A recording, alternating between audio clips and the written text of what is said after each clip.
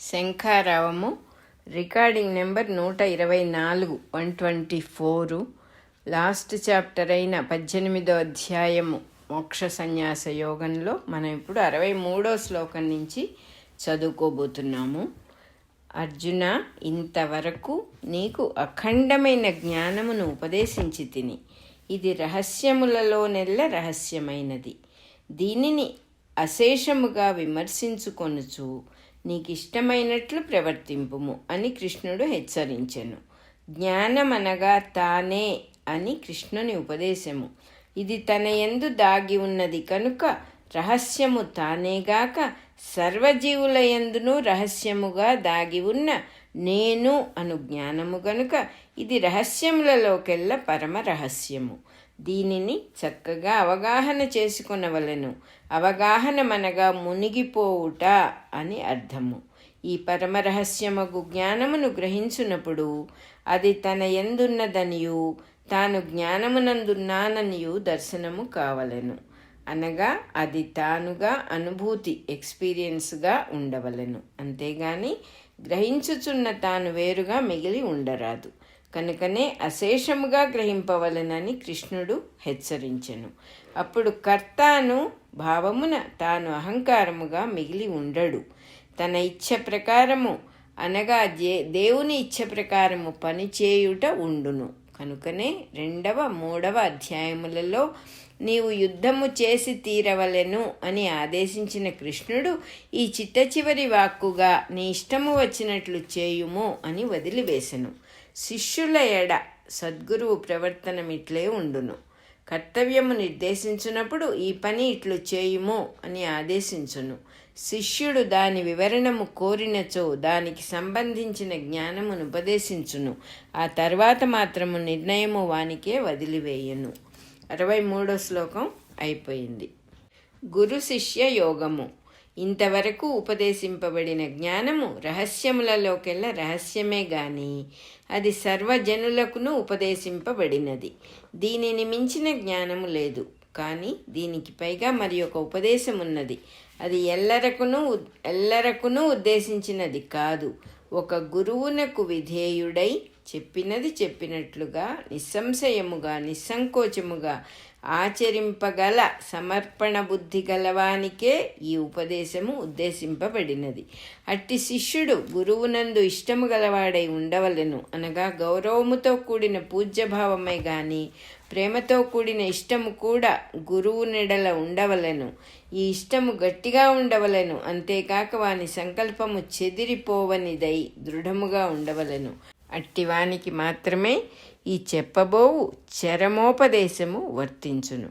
దీనిని స్వీకరింపగలిగిన ధైర్యమున్నవానికి ఈ ఉపదేశము హితమును క్షేమమును చేకూర్చును.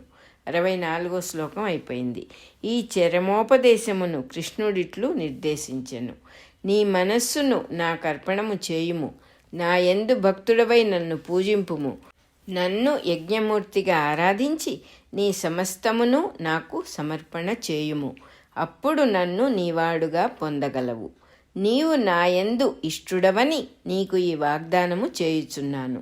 ఇంతవరకు నేను అను పదము ఈ క్రింది 3 స్థాయిలలో ఏదో ఒక స్థాయిలో ప్రయోగింపబడినది. వసుదేవుని పుత్రుడైన కృష్ణుడుగా చాలా కొద్ది సందర్భములలో ప్రయోగింపబడినది. జీవుడు అను అర్థమున కొన్ని సందర్భములలో ప్రయోగింపబడినది. పురుషోత్తముడు, పరమపురుషుడు, అంతర్యామి ప్రజ్ఞ అను అర్థమున మరికొన్ని సందర్భములలో ప్రయోగింపబడినది.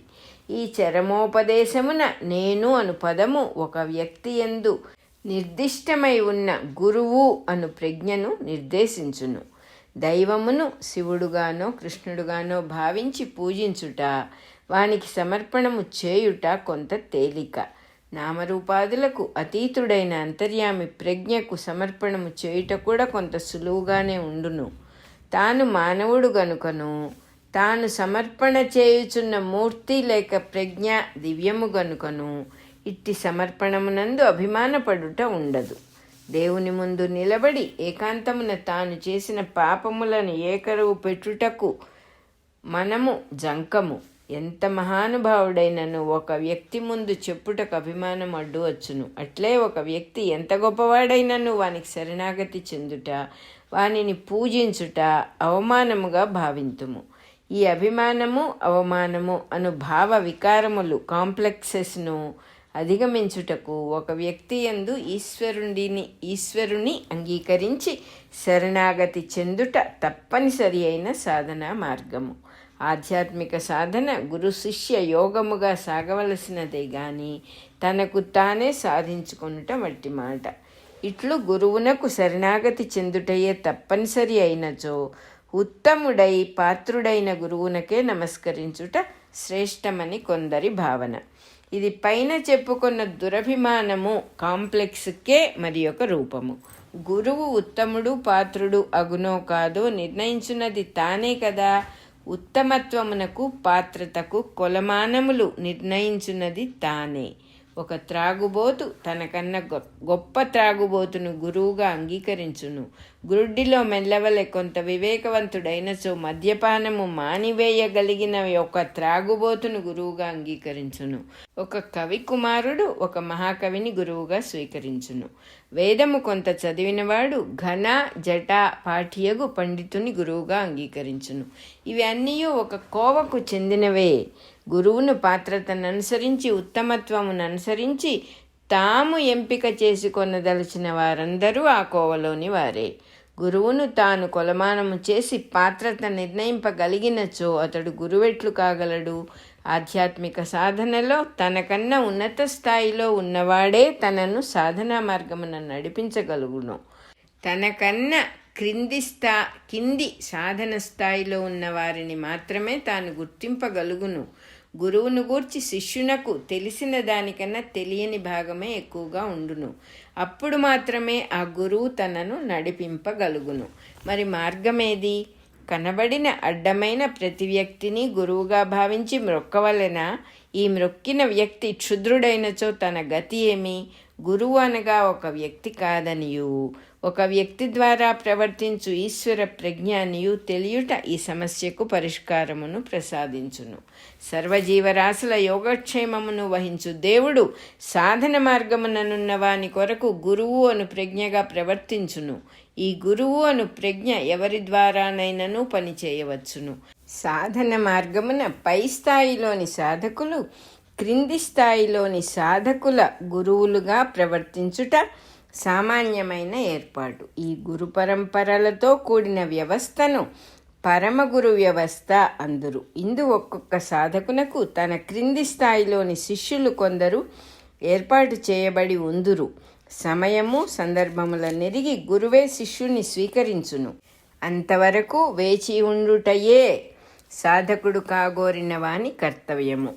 సత్ప్రవర్తనము, బాధ్యతలను సక్రమముగా నిర్వర్తించుట, ఆపదలోనున్న వారికి ప్రతిఫలాపేక్ష లేకుండా సేవ చేయుట, పెద్దల ఎడల వినయము విధేయత కలిగి ఉండుట మొదలైన లక్షణములతో తన పాత్రత కల్పించుకొనుట అతడి కర్తవ్యము. ఇట్టి యోగ్యుడైన శిష్యుడు గురువుచే స్వీకరించబడిన తరువాత అతడు సాధకుడు అనబడును. ధర్మాధర్మములు, పాపపుణ్యములు, యుక్తాయుక్తములు మొదలగు అంశములలో అతడు గురువు నుండి వివిధ మార్గములలో ఉపదేశము పొందుచునే ఉండును. ఎంత జ్ఞానమార్జించినను తన కర్తవ్య నిర్ణయము చేయునప్పుడు తన స్వభావము స్వల్పముగానైనను పనిచేయక మానదు. తన స్వభావము అను సాలెగూటి నుండి తప్పించుకొనవలెనన్నచో ప్రత్యక్షముగా గురువునకు శరణాగతి చెందుట ఒక్కటే మార్గము. తన మనస్సును గురువునకు సమర్పించవలెను, అనగా తన యందు పుట్టుచున్న భావములను గురువునకు నివేదించుచుండవలెను. గురువునే దైవముగా భావించి పూజింపవలెను. గురువునకెట్లునూ స్వార్థమన్నది ఉండదు గనుక, ఆయన జీవితము యజ్ఞార్థము గనుక ఆయననే యజ్ఞస్వరూపునిగా అర్చించవలెను. తన యందలి భావ వికారములు తొలగిపోవుటకు గాను గురువునకు సాష్టాంగ నమస్కారములు చేయుచుండవలెను.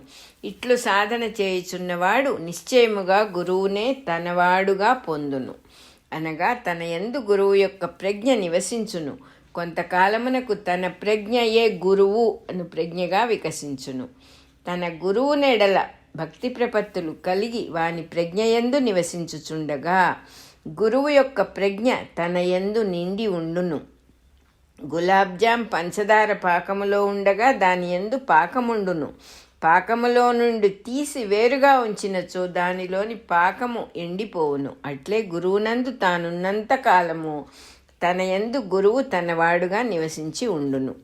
65వ శ్లోకం అయిపోయింది. నీవెరిగిన ధర్మములనన్నిటినీ పరిత్యజించి నన్ను ఒక్కడినే శరణు పొందుము. అప్పుడు నిన్ను సర్వపాపముల నుండి నేను తప్పించెదను. నీకు పాపస్పర్శ ఉండదు కనుక దుఃఖింపవలసిన ఆవశ్యకత నీకుండదు అనున్నది చరమోపదేశము. చరమోపదేశము నందలి 2వ భాగము. ధర్మములను పరిత్యజించుట అనగా అధర్మమును ఆశ్రయించుట కాదు. కర్తవ్య నిర్ణయమునందు ధర్మాధర్మ వివేచనము తాను స్వంతముగా చేయుట మానవలెను. దానిని నిర్ణయించు అధికారము ఇంకొకని యందు వదిలివేయవలెను, అనగా సన్యసింపవలెను. అటుపైన ఆచరించుటకు మానుటకు తన నిర్ణయం ఉండదు. నన్ను శరణు చెందుము అనగా గురువునందు గల నేను అను ప్రజ్ఞయందు శరణు చెందుట. భౌతికముగా ఒక వ్యక్తిని గురువుగా అంగీకరించి వాని యందు గురువు అను ప్రజ్ఞయందు శరణు చెందుట. ఎంతటి గురువునందైనను స్వల్పమైన లోపములు ఉండవచ్చును, లేకున్నను శిష్యుని చూపును బట్టి కొన్ని లోపములు కనిపింపవచ్చును. అప్పుడు నాకిట్లు చెప్పుచు తాను వేరు విధముగా ప్రవర్తించుచున్నాడేమి అను ప్రశ్న పుట్టుటకు అవకాశమున్నది. కనుకనే భౌతికమైన గురువునందుగల గురుత్వమును అనగా నేనను ప్రజ్ఞను శరణు చెందవలెను. ఇట్లు శరణాగతి చెందినప్పుడు చిట్ట చివరి బంధము కూడా వీడిపోయి అన్ని జీవులలోనున్న నేను అను ప్రజ్ఞను దైవముగా దర్శించుట సాధ్యపడును. ఈ దర్శనము వలన తన ప్రవర్తన యందు తనకు కారణము మోటివ్ ఉండుట తొలగిపోవును. తన యందు కారణములు లేవు గనుక పాపముండదు. తన అభిప్రాయముల బంధములు కర్తవ్యాచరణలో ఉండవు గనుక అదియే మోక్షస్థితి. ఆ స్థితిలో దిగులు ఉండదు. 66వ శ్లోకం అయిపోయింది. అలాగే మన రికార్డింగ్ నెంబరు 124 కూడా అయిపోయింది.